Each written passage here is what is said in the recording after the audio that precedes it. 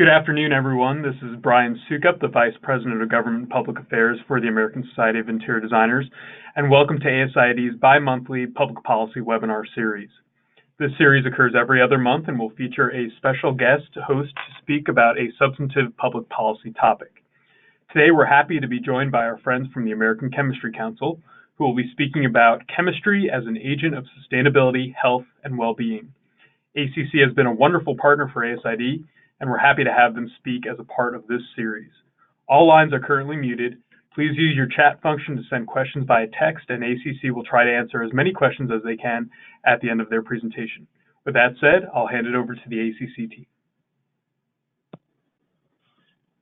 Thanks, Brian. This is Todd Simms with the American Chemistry Council. I just want to echo some of what Brian said. We've had a great working relationship with ASID over the last couple of years. A lot of that is focused on the Material Connection Library at the amazing ASID headquarters here in Washington, D.C., as well as some other outreach engagements. And we're really excited through the course of 2019 and beyond to be extending that directly to the membership in different arenas, including public policy. I think we have a lot of alignment on public policy, like, for instance, building codes that we could certainly work together on, and look forward to discussing some of that today and in the future. I'd like to advance to the next slide and introduce myself a little bit along with the rest of the team. You'll hear a lot about my portfolio of work throughout the slide deck, so I'll keep mine short. Again, Todd Simms, the Director of Sustainability and Market Outreach, specifically for the building and construction sector. So really managing a lot of key relationships around the building and construction sector, including ASID and others, working to advance science-based principles in different policy arenas like codes, standards, eco-labels, and building certification programs. So a lot of work that I know you all are familiar with, but I'll stop and allow the rest of the team to introduce themselves. Sure. Hi, my name is Kelly Montezioca. I am the Director of Sustainability and Market Outreach for ACC. I have supported our efforts in the building construction space for a number of years, and also work on our engagement in the retail sector, specifically with home personal care and kids and juvenile products. My goal is really to help translate technical information and policy initiatives to stakeholders throughout the supply chain. Hi, I'm Jenny Human, and I am Director of Product Safety and Stakeholder Communications here at ACC.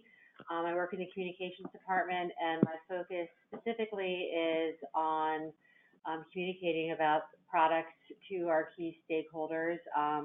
I've had a focus on ACC sustainability initiative, our market outreach activities, including to the building and construction sector, as well as engaging around responsible care, our industry's environmental health, safety, and security initiative. And I'll talk a little bit more about that with you all today and the relevance for your community. Thank you. And I'm Russ Kelly. I'm Director of Federal Affairs at American Chemistry Council. I advocate on Capitol Hill for interests that affect the member companies, those in the business of chemistry, with a particular focus on sustainability and overlap with many of the issues we'll discuss today.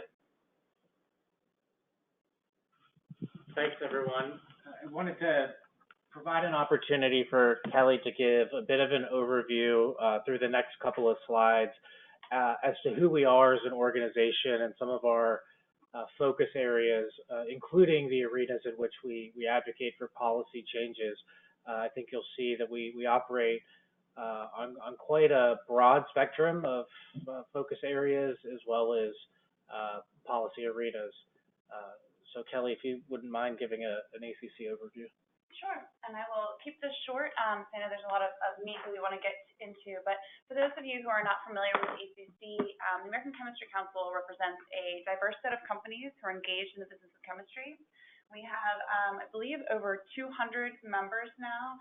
We have regular members who are chemical manufacturers, and then affiliated and associate members that also work throughout the supply chain. We also have a partner program where we work with organizations in logistics and transportation and help them to implement some of the best practices that we work with under responsible care.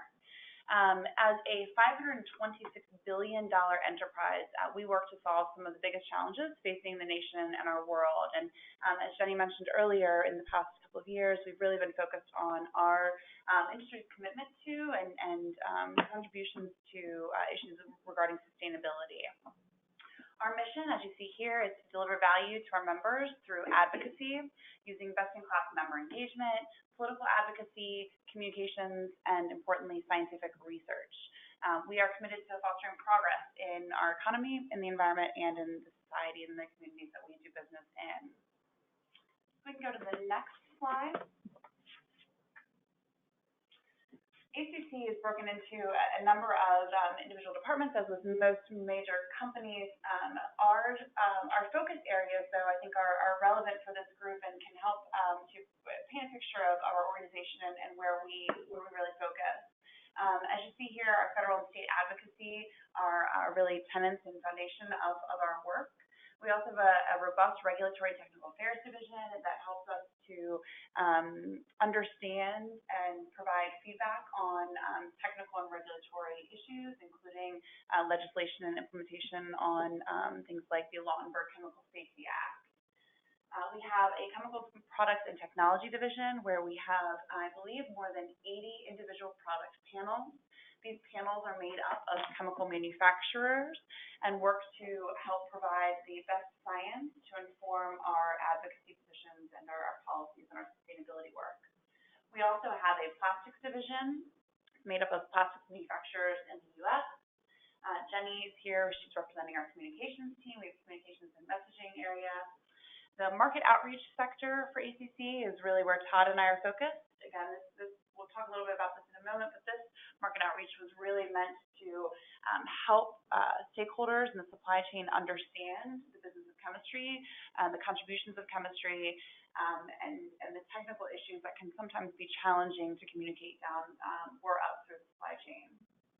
And then last but certainly not least is, again, this new initiative that we launched, I believe, 2 years ago now on sustainability. ACC rolled out a number of commitments to sustainability back in 2017, and we've been working over the past 2 years to really build robust metrics to support the sustainability work. And Jenny will talk a little bit more about that. We can go to the next slide. As many of you are probably aware, chemicals management at large is a key area of focus for many stakeholders, especially in the building construction and green building space. Over the past, I'd say, 5 to 10 years, we've seen a shift in the focus of chemicals management from primarily being regulated at the federal level to then moving into state regulations, then into local bans. There were then market deselection, so you'd have brands, retailers, and organizations using a red list and avoiding specific materials, and then value chain and consumer activism. And this is where we've really tried to engage. So as I mentioned with our market outreach work, a lot of what we aim to do is help the stakeholders to understand the benefits of chemistry and the impacts of deselection, potential trade-offs, regrettable substitutions, and associated chemicals management issues. A lot of our work is focused on delineating hazard and risk. As a science-based organization, we feel strongly that legislation and regulation should be based on sound science and should incorporate exposure and risk in any chemicals management initiative. We can go to the next slide. In our market outreach work, we identified a number of sectors that we wanted to focus in our work, knowing that some would be more engaged, there'd be opportunities to impact in more areas. Building construction, obviously for ACC, is a huge priority, given the impact of the materials and chemistries in green buildings and enhancing sustainability. You'll see here are priority 1, building and construction. We also have retail with a highlight on home and personal care. Following that, we have a retail focus on apparel and toys and juvenile products. We have limited engagement in our electronic space and healthcare medical devices, and then monitoring food, bev, ag, transportation, and packaging, although packaging continues to grow in focus. I think I will now pass it over to Todd to talk a little bit about how our priorities have translated into relationships and what relationships we've been able to develop through our market outreach work in the past few years. Thanks, Kelly. That was helpful. I wanted to start in a bit of a reverse order, start way down in the weeds, how we deal with policies. But I know Brian has you all involved heavily in the building codes arena, so you probably don't mind being stuck in the weeds for a few minutes. But we'll pull it back up to talk about broad sort of federal policy towards the end. We take, as Kelly alluded to in the slide with the target, a very expansive view of what it means to advocate for policies and policy changes, including at the federal level, but again, down at the weeds through things like building codes and standards, also eco-labels, product labels, and building certifications. So in order to do that, it's critical to maintain robust, friendly relationships with a number of organizations, a few of which you can see on the screen, not the least of which is the one we enjoy with ASID. So this gives you a sense of what stakeholders we're active with throughout the building and construction sector. And a key element is reflected on the next slide of our activities, going back to the foundation of this approach, working with value chain stakeholders, was really to earn a seat at the table, address some of the legacy issues, maintain or foster some relationships that hadn't previously existed, moving on, educating a broad swath of stakeholders around communications and the role of chemistry in building and construction, and then finally leveraging those improved relationships in terms of advocating for different policy changes. And so, an analog of this in your world might be building certification programs, the new ones of which are addressing health and wellness. A lot of those may have an effect on how you're able to do your day-to-day job. In our world, has an effect on how products are formulated, what they can or cannot be made out of. And so like you would advocate for the role of interior designers in the process, in lending your expertise to the development of those certifications, we're doing much of the same thing with a lot of the same stakeholders. So the communications element of what we've been doing really revolves around our main platform, which is buildingwithchemistry.org. We use that to communicate both the role of chemistry in building and construction products in the process, as well as where we stand on different issues that are related to the architecture, engineering, and construction community. The education that we host on, communications we host on there is really meant to address every level of expertise and experience, as well as every different profession in this broad field that we're involved in. And then secondly, authoring articles in trade publications like we did along with ASID, I think late last year in IND magazine, talking about the role of chemistry in developing sustainable, healthy building materials and buildings writ large. If you could go to the next slide. Our education is organized much in the same way, sort of as you might imagine a college course, starting with a 101, a fundamental understanding of how chemistry relates to building products and buildings as a whole, followed by principles that we endorse as chemical companies, as scientists, as chemists, using hazard, exposure, and risk for the full spectrum of how you should consider what goes into a building and what goes into building products, and then followed by sort of senior level class, a 301 class, how to use a LEED pilot credit that we've jointly developed with USGBC that takes HPDs, EPDs, all of the different sort of product certification, and instead of just checking a box, yes, I have it, no, I don't have it, how can you really optimize on particular outcome areas? And so looking at things like embodied carbon, how building materials provide means of egress, those sorts of things to make buildings safer, healthier, and safer for all of its inhabitants. Next slide, please. So followed by our advocacy, really everything I went over previously serves to improve our effectiveness of what we're advocating for. And so, as I mentioned, advocating for a science-based approach to material and ingredient considerations, including what is the potential for risk, what is your likelihood of exposure to a particular product or ingredient, continuing to promote the development of energy efficient and high performance buildings includes an area I know you all are engaged in at the moment with respect to resiliency, encouraging competition amongst product labels and building certification programs. We think that helps drive improvement in the marketplace.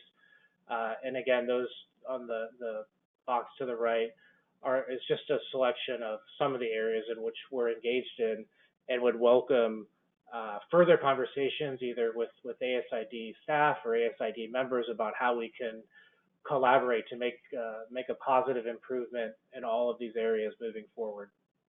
I know that was a lot of information. Quickly, I hope to have an opportunity to follow up with those that are interested.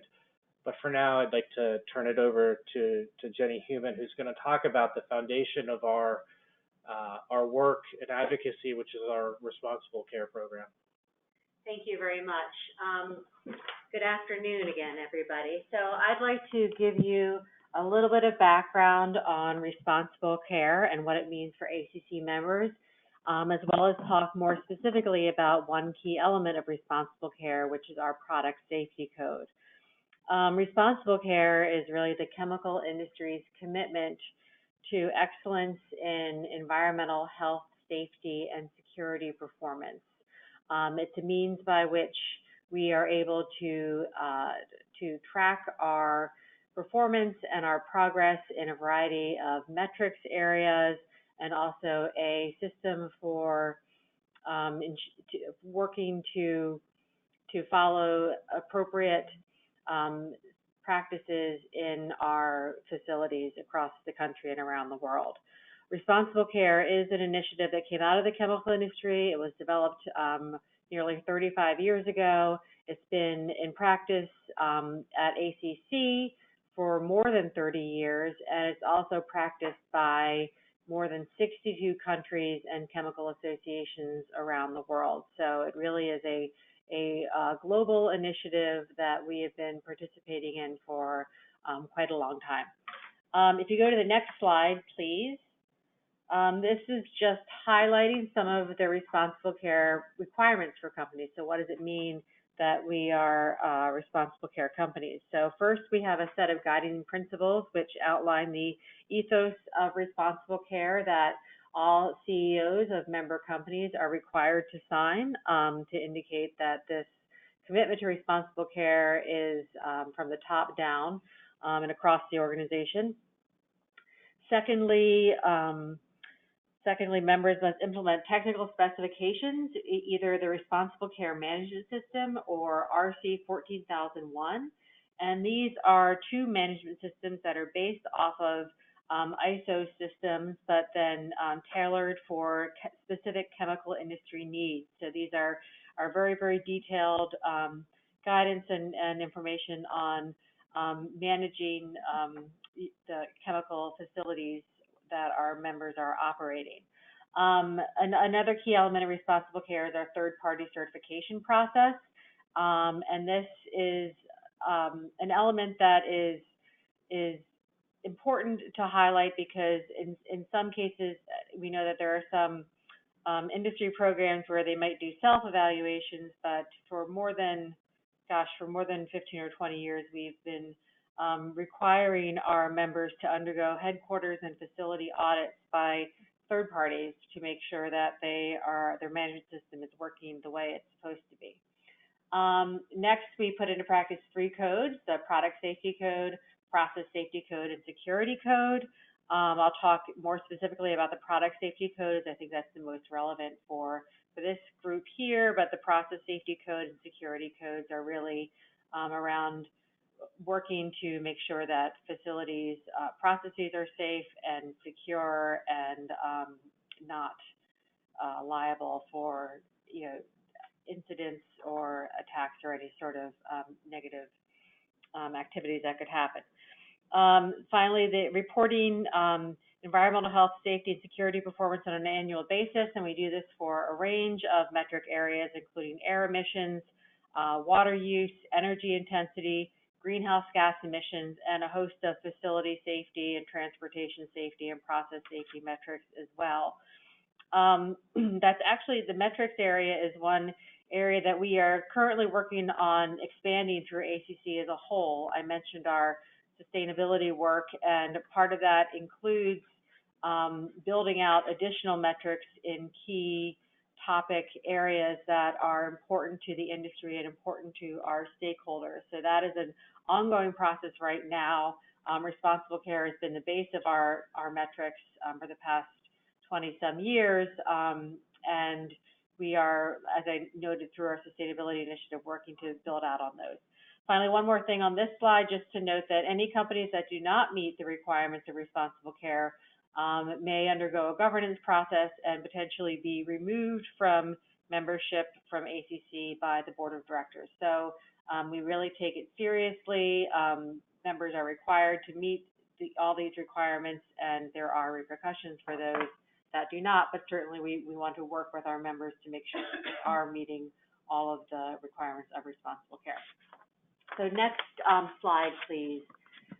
So this is just overviewing the Responsible Care Product Safety Code, which was a special add-on to responsible care to really enhance our industry best practices and highlight how we are implementing these practices to evaluate and continually improve the safety of the products that all of our members manufacture. So this code was adopted in 2013.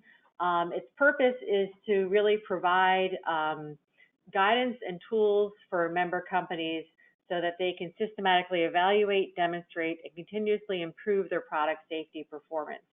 It is not meant to be prescriptive, saying that companies need to do X, Y, or Z to ensure the safety of their products, but rather it provides guidance in terms of the 11 management practices, and then examples of what companies can do to comply, how other companies comply with these practices, and to provide information for companies that need more information on how they might want to implement elements of the code. But we really see it as something that companies need to determine for themselves the best way for them to manage the safety of their products while complying with all of the practices of the code.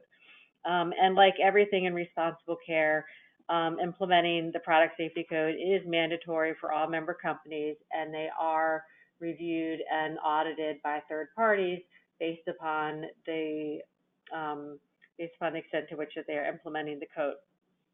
So I'm just going to highlight some of the key elements of the code that I've kind of broken down into 4 different categories. The first of which, if we go to the next slide, is safety excellence.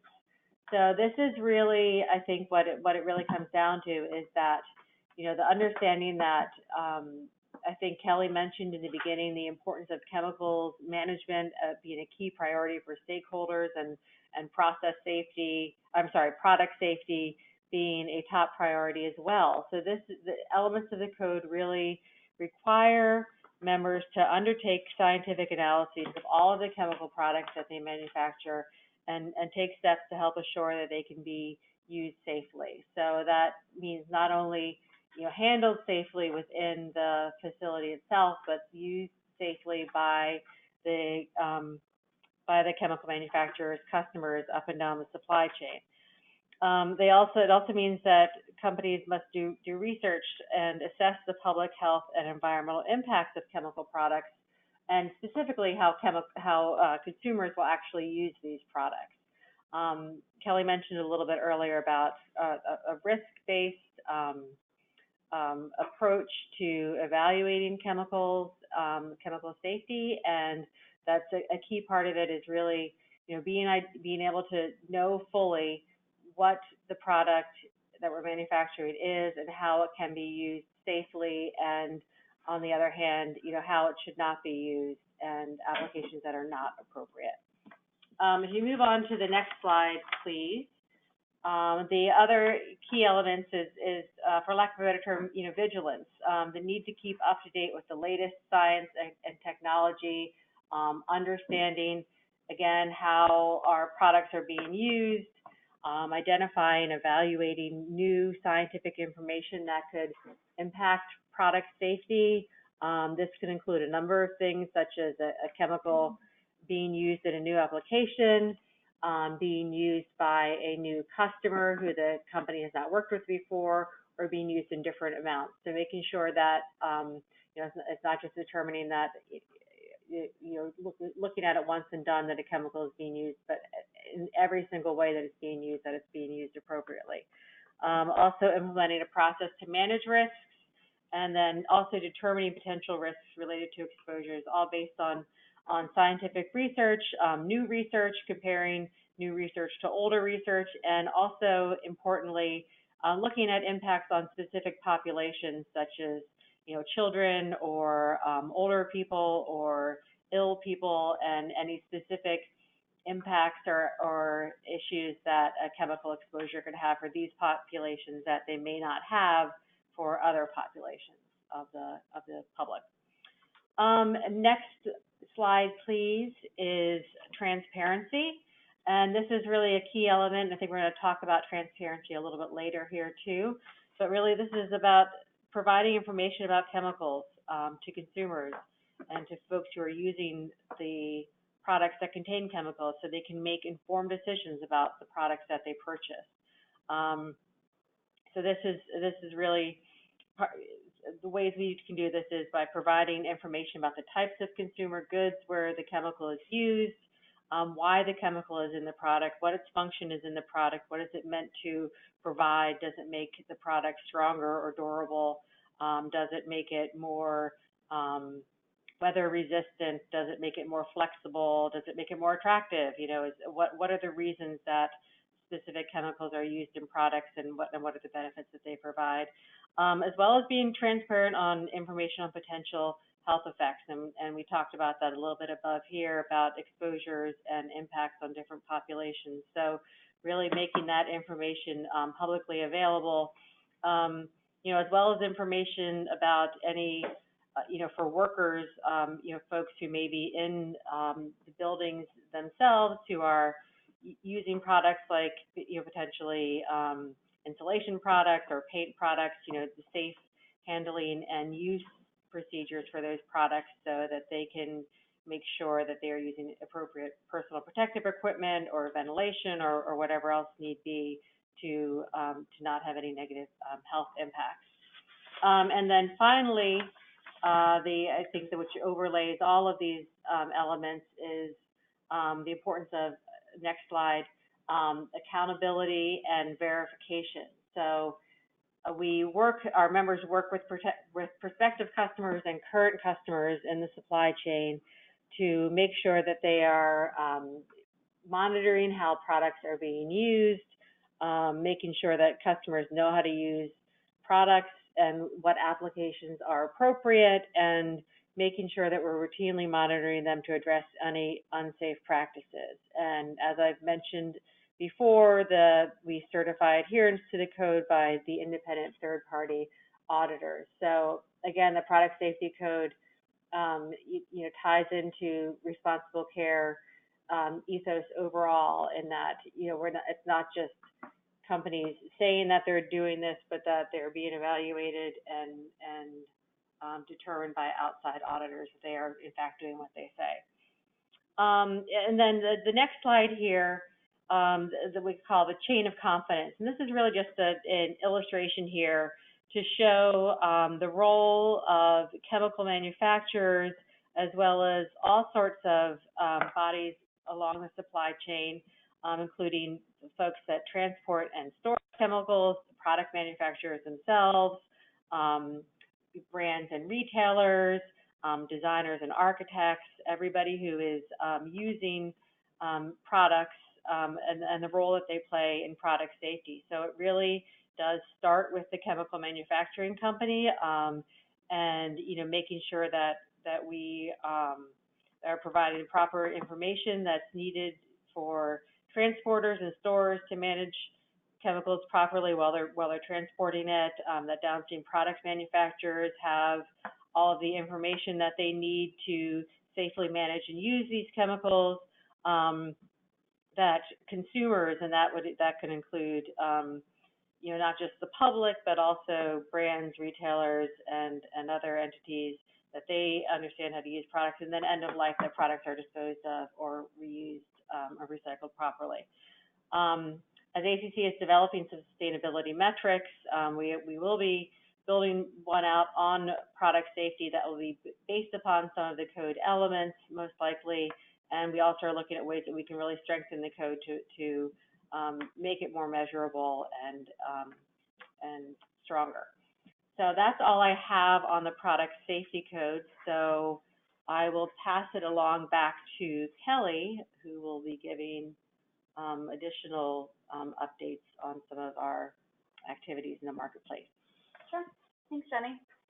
So if we kind of look at the title of our webinar today, Ingredients, Products, and Places, and I think we've set the foundation for where ACC is on communicating throughout the supply chain, where we're focused on, what our foundations are. But I want to talk a little bit about external pressures and where the marketplace is at this point. Much of this is relevant for BNC, but you'll see that it applies through retail and other sectors, not just in building construction as a focus. It's more broad in the marketplace. So this slide is really just meant to illustrate that over the past few years, we've seen increasing focus in the marketplace on ingredients, understanding ingredient use in products. We have a number of certifications and standards that are looking at ingredients and products, focusing on it, and looking at how ingredients can enhance sustainability, but also looking at the impact of those ingredients on environmental and human health, a very important perspective. We can go to the next slide. It's not just in the marketplace that we're seeing a focus on ingredients and transparency. These numbers reflect this most recent session. There's been 29 bills put forward in 12 states. You can see the states listed here. And these bills are all focused on disclosing ingredients or labeling products. I will note that these bills have not ventured into the BNC space at this point, but as we have seen before, it's not out of bounds to think that could absolutely happen. What ends up happening in the states, though, is when you have a variety of states that are doing a number of different initiatives and putting forward bills on disclosure and labeling, you have a patchwork approach to disclosure. And that becomes challenging as you are trying to implement regulations or legislation that can be put through the entire U.S. So the patchwork approach really holds a lot of challenges. And so as we saw the marketplace moving towards ingredient disclosure, we saw the states had an increased attention in this area. ACC really wanted to take a look at our communication on ingredient disclosure in the marketplace and see what our commitments could be. We actually looked at this as part of our sustainability work. So if we can go to the next slide, you'll see on our ACC website, the Science Behind Sustainability, you can see this lovely document on the left-hand side that says Chemistry for Sustainability. We list out what we will do under our commitments and then how we're going to innovate for a sustainable future. Notably, on the right-hand side here, and we can click through, I think we've got our next, there's an animation here, I think. Well, that's coming up. When we were looking at our sustainability commitment, we wanted to look at how that then went into the marketplace. And so this position that we have on the right-hand side is where ACC and our members came out to say, what can we be committed to? We're already doing this, obviously, as Jenny illustrated in our product safety code. There are requirements for communication throughout the supply chain. But as increasingly marketplace consumers and workers and others have a desire to understand the materials that are in their products, how can we come up with proactive commitments that will help put forward science-based parameters and principles for information sharing in the value chain? So again, on the right-hand side, you see industry is committed to sharing chemical ingredient health and environmental impact information so that stakeholders can have access to clear, accurate, meaningful, and I think really importantly, actionable information about the products they purchase and use. Not just disclosing what the ingredients are on a product, but helping people to understand why those ingredients are in the product, what the benefits are, and what the health and environmental impacts may be. We can go to the next slide.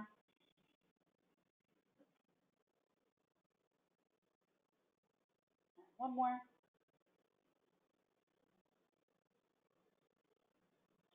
So you'll see here in our sustainability principles, we focus on transparency. This was one of the areas that we heard very clearly that industry needed to be more engaged. So on our principles, we say we will promote the safe use of chemicals, sustainability decision-making, and accelerated innovation by. So first, we're going to provide information on the impact of chemicals, make that information more readily available for the stakeholders who are interested in finding it. And then creating frameworks to enable decision-making. So how can we help not only understand what the materials are, but enable decision-making that is more transparent and can be communicated through a supply chain. And then the last piece on our sustainability principles is the transparent reporting of results. And this gets into transparency not just as relates to ingredient disclosure, but as far as our own environmental and health performance for our manufacturers and our industry as a whole. We can go to the next slide. This is the meat of our principles for information sharing in the value chain. You'll see there are 6 key principles here, and these are what we believe should be used and referenced when anyone is looking at ingredient disclosure or information sharing in the value chain. So first, enhancing transparency obviously is the most important piece of this. We really want to make sure that we're giving meaningful information to consumers and workers and product manufacturers. We want to support communication, so we're enabling informed materials choices and advancing sustainability. It's an important component because many of the materials of chemistry are helping to advance sustainability. Promoting science-based principles for ingredient disclosure and labeling systems. This gets to a lot of the conversation we've had today has been on hazard and risk. This gets to that concept that we believe it's not just disclosing that a material may be hazardous, understanding the usage of the material and the potential exposures in that product. Protecting and supporting innovation points to the need for protections for innovation as far as confidential business information, where it's appropriate. We believe that product manufacturers and manufacturers as a whole should be allowed to claim confidential business information as needed so that their innovations are protected and they have incentives to continue to innovate. Consider, build upon, and avoid duplication of existing frameworks. Many federal and regulatory bodies already look at labeling and disclosure. FIFRA is one example of this on personal care products. And then supporting flexibility. So rather than having a state require a product label that includes all the ingredients, there's an opportunity to include electronic disclosure so that a consumer could go to a website such as Smart Label, which is run through the Grocery Manufacturers Association and the Food Manufacturing Institute, and allows consumers to look at the ingredients in their product, but also understand what that ingredient is and its sensitivities to it. So you get more information than what just might be on the label. If we go to the next slide, our goal for this, as you guys will see, is really to promote informed decisions. Again, science-based approaches to material selection, considering the steps along the value chain, and alternative assessment from multiple perspectives. So this is an understanding of the trade-offs that may come into play as you're looking at different chemical ingredients or products. different exposures, hazard, et cetera. So are we really making informed decisions on the materials that we're using to enhance sustainability, and how can we better inform that decision-making process? And then I'll go to the last slide for me, and this is just a resources section, places where I would encourage folks on the line to visit. ChemicalSafetyFacts.org is a consumer-facing website that includes a number of scientific resources. Chemical Ingredients 101, how to read a product label is, I think, especially relevant for this, but I would encourage you to visit that. And then again, we have a Coalition for Accurate Product Labels website that talks about the need for accurate information and labeling processes at the federal level. So I'd encourage everyone to visit those. And I think with that, I'm going to pass it over to Russ to talk about our federal advocacy. Great, thanks, Kelly.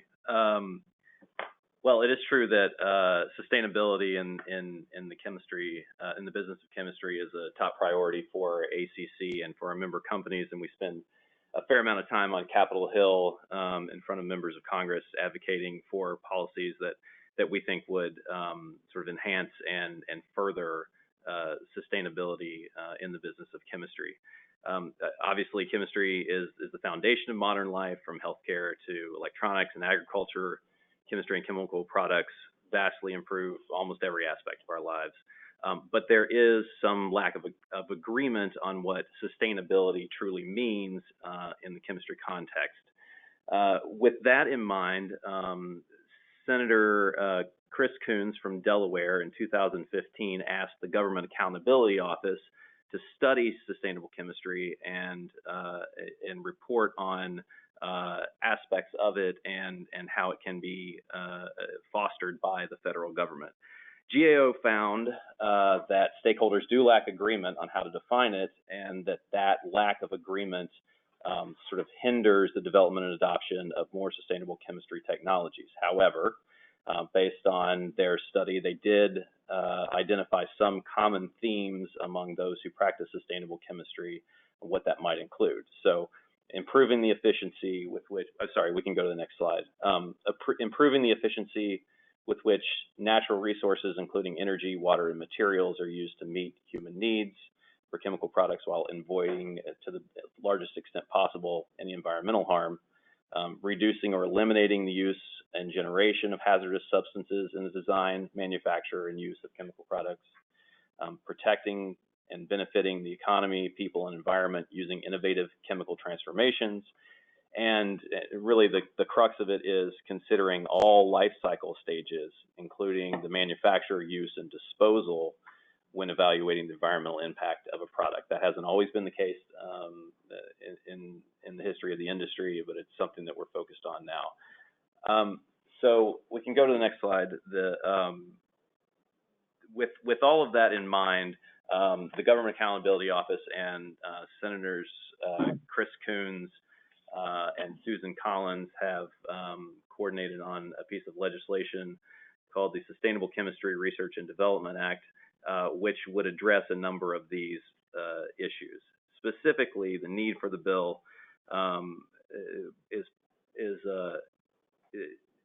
the need for the bill is identified sort of by that GAO report, but the legislation would sort of create a coordinating entity in the federal government to identify solutions and advance sustainable chemistry.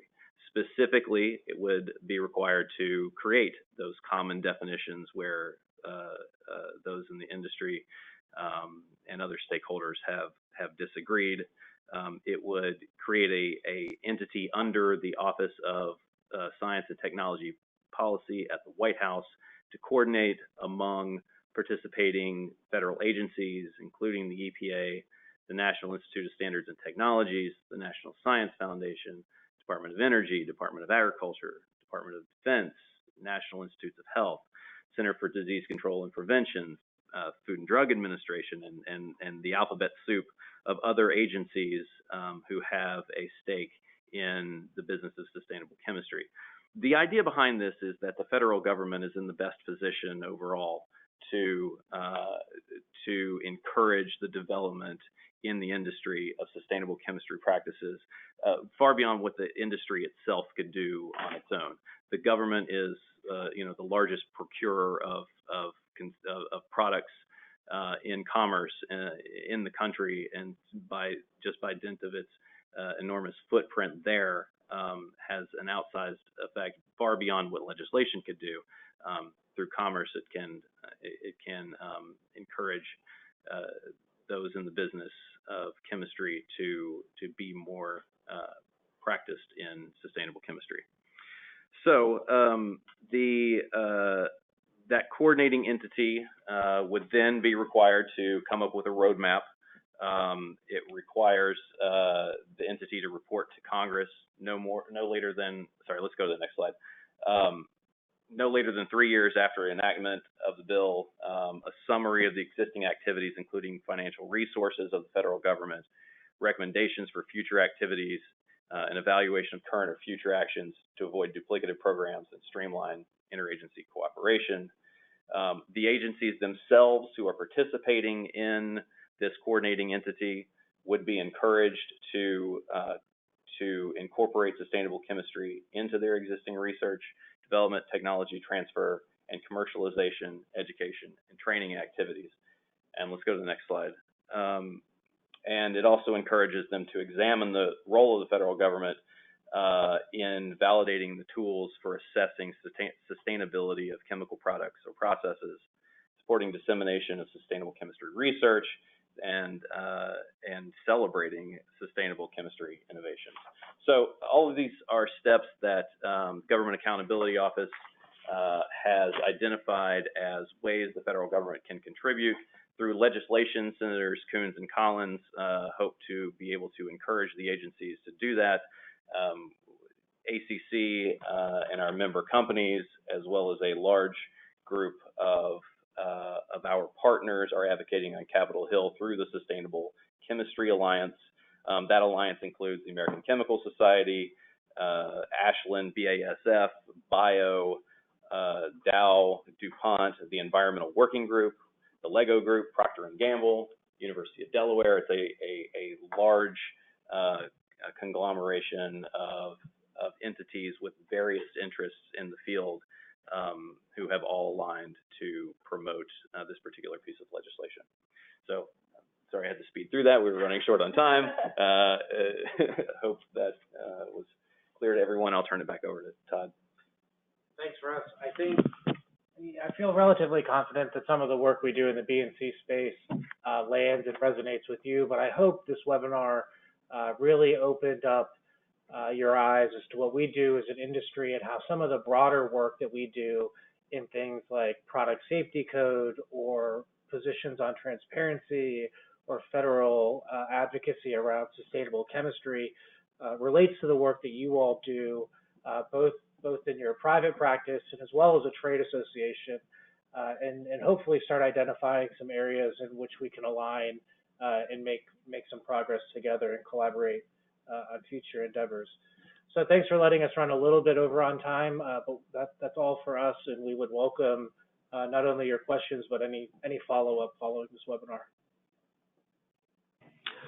Well, thank you so much, Todd, and thank you to your whole team over at ACC. We had, I was watching the attendee tracker, and we had nearly 100 people on the call, and for the week after Memorial Day, with the weather being as nice as it is, that's a great figure. So obviously this is a extremely important topic for our members, for our practitioners, for our students, for our industry partners. So again, thank you for your time. Just a reminder, everybody is on mute. If you do have questions, we only have a few minutes, but please use the chat box, the question box, to ask those questions. Todd, we do have a couple, if you don't mind. We can see how many we can get through here. The first question is, how is the product safety code developed? Hi, thanks for that question. This is Jenny. The product safety code was developed as part of our strategic review process that Responsible Care was undergoing starting in 2010. So it really was where we had external collaborators working with us and our member companies to look at ways that we could really enhance and make responsible care more meaningful. So the issue of product safety certainly rose to the top of priorities, and we were recommended by internal and external experts that it would make sense to really put a stronger stake in the ground, I would say, to really highlight what companies are doing and what companies should be doing to really better show and communicate and make sure that that their processes for developing new products are safe and that the products themselves are being used appropriately. So it really was, I think, based upon feedback that we've been getting, from stakeholders, from folks along the value chain who thought this was a very important issue to address. Thank you. The second question is, pull it up real quick. How do the ACC requirements and safeguards and standards compare with existing law, and how open is the current electorate and policymakers to new and recommended legislative efforts by ACC? Well, I'll just start actually by just stating that responsible care does require member companies to adhere to positions that are stronger than, or as strong as, or stronger than federal government requirements. So I'll start off with that and pass it on to Russ. And I'm sorry, could you repeat the second part of the question there? Sure. How do the ACC requirements and safeguards and standards compare with existing law, and how open is the current electorate and policymakers to new and recommended legislative efforts by ACC, or from ACC? Yeah, I think that's an ever-changing answer to that question. The electorate is, of course, fickle and changes its mind fairly regularly. However, I would say that both ACC and its member companies and throughout the industry have done a good effort in educating the public, and it's an ongoing effort into exactly why we are advocating the policy positions that we do. For example, just going based on the Sustainable Chemistry Research and Development Act that I discussed, there does seem to be some openness in Congress to this piece of legislation. It's Capitol Hill can be an interesting place where just because something is non-controversial, or that everyone generally likes it, doesn't mean that it's going to get done. There are a whole litany of priorities that have nothing to do with the business of chemistry that occur on Capitol Hill, and the key is often finding an opportunity to advance legislation through the existing processes rather than trying to come up with a vehicle of your own. So right now, we're focused on identifying areas where Congress is likely to act, and trying to convince members of Congress that our legislation is both germane to the legislation they're considering, and that it should be considered right alongside with it. Essentially, if folks have ever heard of a rider or how they talk about legislative vehicles, we're always looking for a bigger bill to stuff our smaller bill into, and so that's what we're doing right now. And although we have quite a few other questions, Todd, perhaps we can get these to you, or perhaps we can do a follow-up webinar in the next few months, because the members are very interested. But I will ask one last question here before we wrap up, and that is, do you have member companies with products that you recommend that they stop manufacturing? And if so, how do you go about that?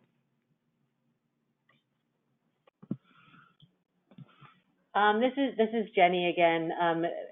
I'm afraid those sorts of questions are things that are that would go against our antitrust guidelines and legal recommendations. So no, we don't, as an association, make recommendations about specific products that our members manufacture. What we do though is make sure to provide them with tools and information and that they can use to better evaluate their own products and processes. Great. Well, I apologize to the members and participants on the phone that we did not get to your question again. Hopefully we can work with ACC to do some sort of follow-up. But again, I'd like to thank the entire ACC team for participating in this webinar, for leading and hosting this webinar. Just a reminder to everybody that June 19th is the next IIDA-ASID joint advocacy training webinar, and at the end of July we'll have our next installment of our policy webinar series. The host is to be determined. So again, thank you to the entire ACC team. We appreciate working with you, and I'm sure we'll do follow-up in the future to continue the conversation. Thanks again, everybody, and have a great day.